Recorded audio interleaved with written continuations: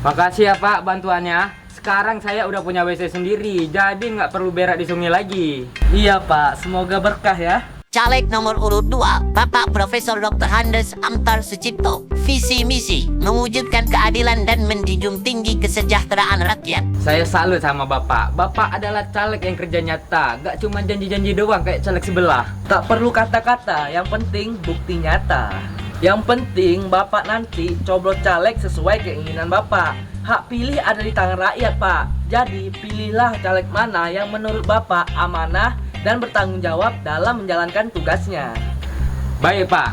Saya berjanji, ketika saya terpilih nanti, saya akan memberikan 1 juta per orang setiap minggunya. Caleg nomor urut 1, Bapak Zeki Kuncoro. Visi misi, memperbaiki ekonomi rakyat dan juga ekonominya sendiri. Berjanjilah semanis mungkin di depan masyarakat. Itu adalah hal yang sangat mendasar ketika Anda menjadi caleg. Saya berjanji, ketika saya menang nanti, saya akan membuat jalan tol di kampung ini. Jadi tidak ada lagi tuh keluhan jalan-jalan berlubang. Tapi Pak, jalan tol kan buat mobil saja. Kami yang naik sepeda motor nggak bisa menikmatinya dong. Kalau begitu, saya berjanji lagi.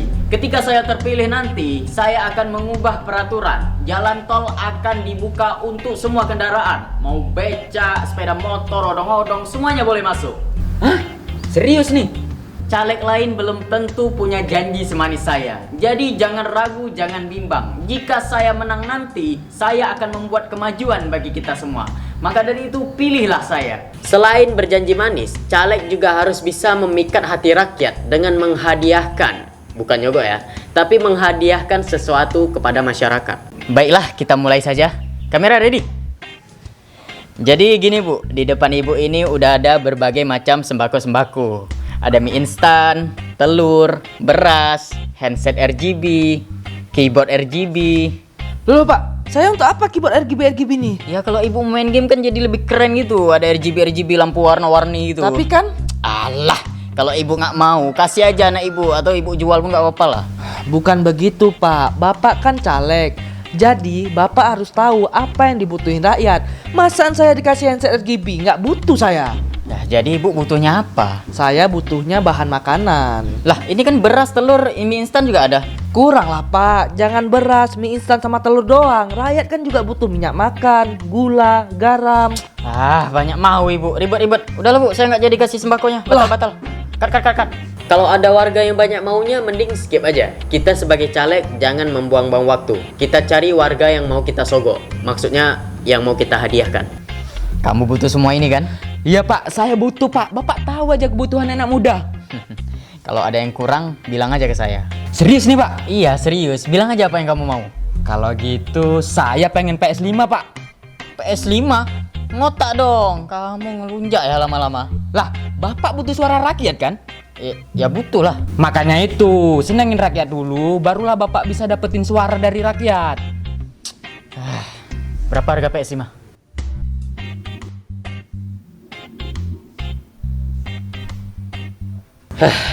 Demi mendapatkan suara anak muda, saya rela menyogok dia. Maksudnya menghadiahkan dia PS5. Nah, gini dong. Janji ya, nanti kamu pilih saya. Oke, aman tuh Pak. Yaudah, kita dokumentasi lapangan dulu. Kamera. Salam. Gaya bebas. Ekspresi senang ya. Tanganmu itu, saya kan nomor 1. Ganti.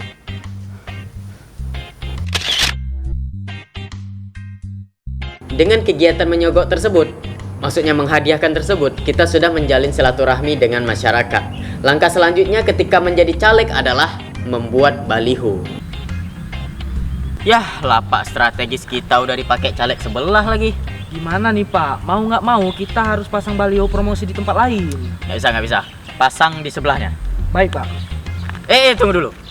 Buat baliho promosi kita kelihatan lebih unggul daripada punya caleg sebelah. Baik Pak. Bagus. Saya suka nih. Tapi nggak apa-apa nih Pak. Secara tidak langsung kita menjatuhkan nama baik caleg sebelah. Ya nggak apa-apa lah. Kan emang itu tujuan kita. Kalau nggak gitu ya kita nggak bisa menang lah. Bener juga sih. Alah, kamu itu nggak paham politik. Gak usah sok-sokan banyak bicara lah. Kamu ikuti aja apa yang saya perintahkan. Baik Pak. Kita harus membuat baliho lebih menarik daripada caleg lain. Kalau bisa, buatlah baliho sebanyak mungkin agar peluang menangnya itu jadi lebih besar.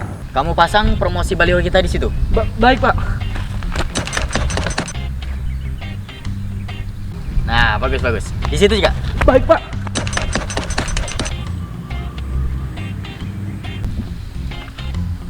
Nah, di sana bagus tuh. Pasang sana juga ya.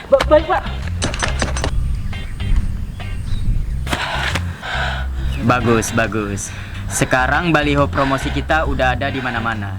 Dengan begini, peluang kita menang jadi lebih besar. Pak, lihat tuh. Terima kasih ya Pak atas bantuannya. Sekarang kampung kami udah punya sumber air bersih. Terima kasih juga Pak, karena telah menyumbangkan 30 sak semen untuk pembangunan musola di kampung kami. Semoga Bapak dilancarkan selalu. Iya, sama-sama. Semoga berkah ya. Setelah ini saya akan membuat jalan semen di gang kuburan supaya tidak becek lagi. Terima kasih banyak Pak. Pak, caleg sebelah kayaknya lebih sering kerja nyata daripada kita. Beda sama kita Pak, kita cuma janji-janji doang. Alah, nggak bakal menang dia itu. Dia nggak bisa berjanji-janji manis kayak kita. Udahlah, kamu nggak perlu khawatir. Kita pasti bakal menang. Kamu lihatlah ini. Promosi baliho kita udah ada di mana-mana. Yaudah yuk, kita lanjut pasang baliho promosi di tempat lain. Baik Pak.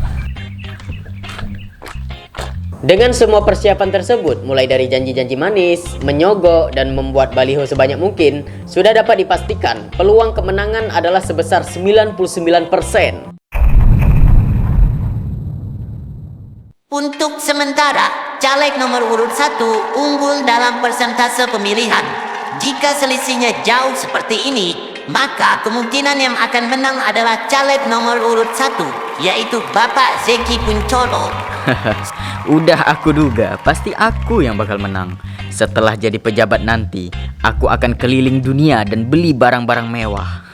Mau siapapun yang terpilih nanti, semoga itu adalah pilihan yang terbaik. Saya serahkan saja hasilnya sama yang di atas. Sangat di luar prediksi, caleg nomor urut 2 tiba-tiba mendapatkan poin suara yang sangat tinggi. Dengan begini, caleg nomor urut 2 memimpin dengan poin suara 85%. Apa? Kok bisa? Mana suara anak muda yang udah aku sogok? Kok bisa kalah aku? Alhamdulillah, saya yakin pasti rakyat akan memilih calon pemimpin yang terbaik, kerja nyata dan bukan bermodal janji doang. Pemungutan suara akan ditutup 5 menit lagi. Untuk saat ini, caleg nomor urut 2 memimpin dengan poin suara 95%. Apa ini kok bisa kalah? Aku udah habisin 1 miliar lebih loh untuk promosi dan nyogok orang. Selamat kepada caleg nomor urut 2, yaitu Bapak Profesor Dr. Handes Amtar Sucipto. Untuk caleg nomor urut 1, jangan berkecil hati. Silakan coba lagi di 5 tahun yang akan datang.